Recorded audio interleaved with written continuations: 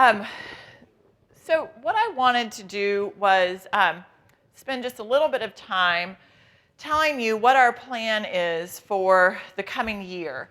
I started off by saying that I have been challenged by PEI to be able to work with them to develop, I guess you might call it a comprehensive idea or approach to if we were going to really serve dads across the state, what would we do? Not just at the state level, but at the local level, and to think broadly about this. And I'm really excited about this challenge. I'm excited to work with all of you and figuring out what the answer is, because it's not just a simple evaluation. That's not what we're looking to do. We're looking to really learn and see what is the right approach. And so we have a couple of things that we're undertaking this year. One is that we started off by just understanding what do we know about how to serve fathers and how we are serving dads. And that's the literature review that we produced. It's bound over there, the part without the appendices. And then you can also access that on your thumb drive or flash drive that you can get. The second thing that we're doing is pulling you all together. And so this year's Fatherhood Summit was a way to kind of set the stage and learn, figure out who's doing what. And we were amazed and overwhelmed by how many of you are interested and committed to this topic. And I know I started with that and I'm ending with that because it really is surprising and amazing, and I'm really glad for it. Next year, we're going to hold our second annual Fatherhood Summit. And we're going to come back to you and tell you more about what our ideas are and what we've learned over the course of the year, and bring us all back together and to move us one step further to kind of serving our fathers and families well. The other thing that we're doing is convening folks. We've convened some of the state agency folks, and we're going to continue to meet with them on a regular basis so that we can hear and learn what they're doing. We're going to be knocking on many of your doors to try to understand what it is that you're doing and learn from you. And the folks across the country who are doing great work so that we really understand what are the needs and what are the best practices out there.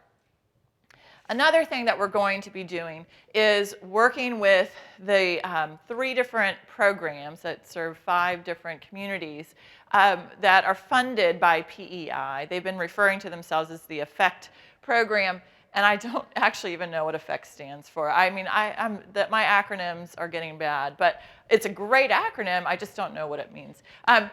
But it serves fathers, and I bet one of the F's is for fathers, and and families probably too. Regardless, they are doing some great work, and our responsibility is to be able to learn what their magic is. What are they doing? We're going to try to see if they're making any changes and differences in people's lives, but that is a hard thing to do. We talked about how difficult that is without a random controlled trial and yada, yada, yada. And they make impacts on things that we're not measuring well. So we want to capture that and really try to learn what the secret is. And then we'll kind of bundle this all together and provide some recommendations. So just to provide a little bit of an overview of the EFFECT programs and the evaluation we're going to be doing there. This is these 3 different groups to 5 different communities that are providing some sort of quote-unquote evidence-based curriculum for biological fathers, for social fathers. All of the fathers have to be considered at risk, if you will, broadly speaking, for child abuse and neglect. And there are some sort of categories that kind of put them into that, but we know that our fathers who have lower levels of resources and higher levels of stress are all kind of at risk, if you will, but that we're trying to be preventative and not reactive. So the idea is that these fathers, there's no thinking that every father is going to abuse their child. That is not it. It's just that we're targeting folks before any abuses occurred. And the goal from the effects program is that we increase the protective factors within the families. And that is measured on this survey that was mentioned, called the Protective Factor Survey. It's a self-administered survey that asks several different questions in these different areas. There is general agreement that the survey is interesting, but not sufficient to necessarily capture everything that we want to know about these families. Russell mentioned that it may not be that reflective of folks who are incarcerated, because it's hard to increase your protective factors, of how often you engage with your kid when you're legally not able to see them.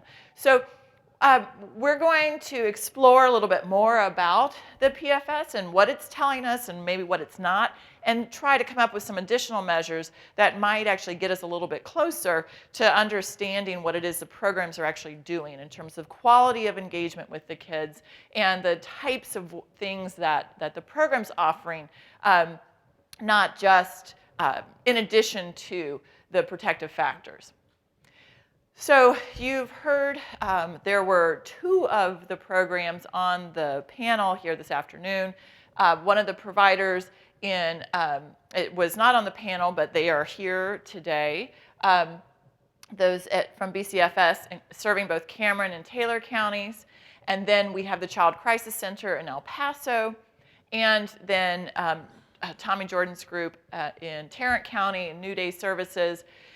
And the first two are all using the 24/7 DAD curriculum, and the second, Tarrant County folks are using Nurturing Fathers. But here again, these curriculums are evidence-based, meaning they've been through some sort of evaluation, and we've determined that they quote-unquote work. But you heard today how much more there is to these programs than the curriculum themselves. And so we're going to look beyond, in addition to the curriculum, to find out what it is that they're doing. We just have some standard research questions. Do the programs achieve the outcomes that their curriculum are saying that they're supposed to achieve? Do the program's outcomes translate into these protective factors? Do they prevent child abuse and neglect? And but the last one is kind of the broad, messier question, if you will. What are the real successes and challenges to implementing these programs? What is it that explains variation in outcomes, both across our sites and within for different types of fathers?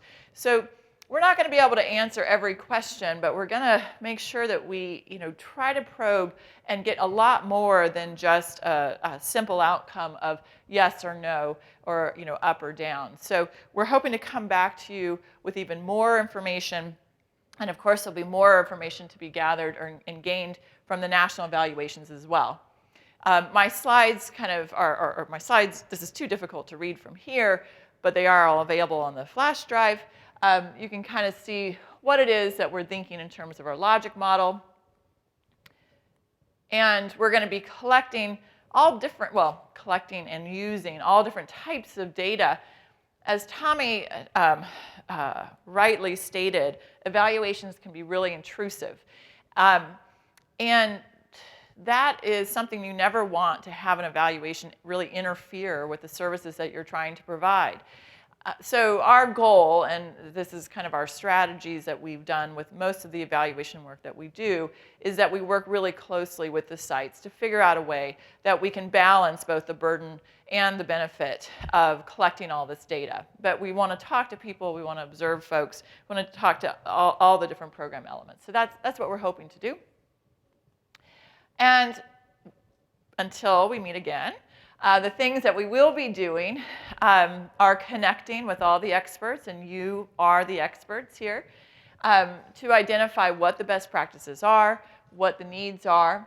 We'll continue to review the research as it's developed over the course of the year at the national and state and local levels. And we are going to be looking at our effect data, both the qualitative and quantitative. We're going to be looking, again, at the protective factor survey to determine what we can learn from that, how we might expand that, and think about other measurement tools. We'll be providing some recommendations to PEI and getting their feedback, and this is going to be working in concert with them. We're not the type of research team that comes back in 2 years and says, here you go. So we want to work closely with them.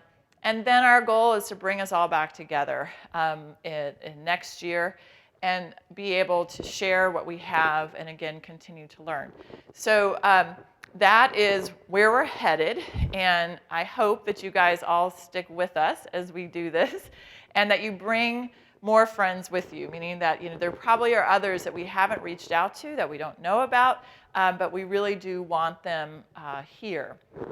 So I am going to ask Sasha to come up, and because I know that she wanted to thank everyone for coming here. We're going to draw one more name to see who actually also can bring a friend to the reception. There are a couple of housekeeping items just to remind you of that. Parking passes are available. Make sure if you haven't picked yours up already that you do, that you grab any of the resources off the table, that you have your flash drive, and that we will go to the reception after this. We really hope everyone comes. It is downstairs. It's a cash bar, but there'll be lots of good food, and you've seen that they do food well here. You will leave 4 pounds heavier. That's okay. I'm just really, really grateful for the wonderful panelists that we had today and for all of your commitment to being here. Do you want to draw the last name, and then you can, because that way people will really, really love you even more. Okay. Who is this? Andy Miller. Andy Miller. Oh. Here you go, Andy. Okay. Great. Well, I will just, folks are ready to get to the reception. Just thank you for coming, and I hope this sparks, just a new wave of collaborative work around fatherhood. And but I also just Cynthia, want to thank you and your staff. We could not pull this off. You have done an amazing job with this summit and the quality of the speakers and the level of your research, and it's just a great partnership. So we're really excited to see what happens in the next year. Well, thank you. All right.